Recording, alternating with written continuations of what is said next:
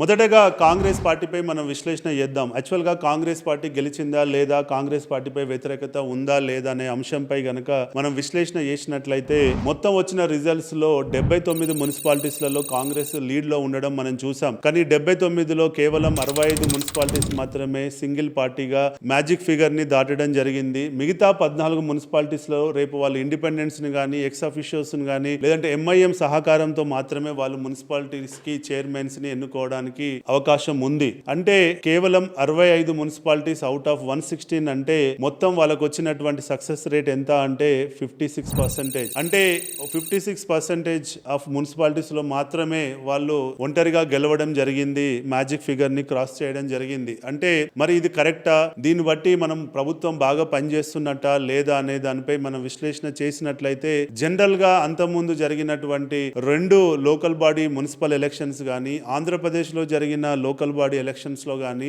మనం అనాలిసిస్ చేసి చూస్తే జనరల్ గా రూలింగ్ ప్రభుత్వానికి 80 to 90% of the municipalities ruling ప్రభుత్వానికి గెలిచే అవకాశాలని మనం చూసాం. అంటే ఆ బేస్ లైన్ గనక మనం గనక తీసుకొని ఇప్పుడు ఉన్నటువంటి 56% ని గనక మనం కంపారిజన్ చేసి చూస్తే రియల్ గా కాంగ్రెస్ పార్టీ వెనకంజలో ఉందన్నది వాస్తవం. ఎందుకంటే 80 to 90% గెలవాల్సినటువంటి కాంగ్రెస్ పార్టీ ఈ రోజు కేవలం 56% ఆఫ్ ద మున్సిపాలిటీస్ లో మాత్రమే గెలిచిందన్నది వాస్తవం.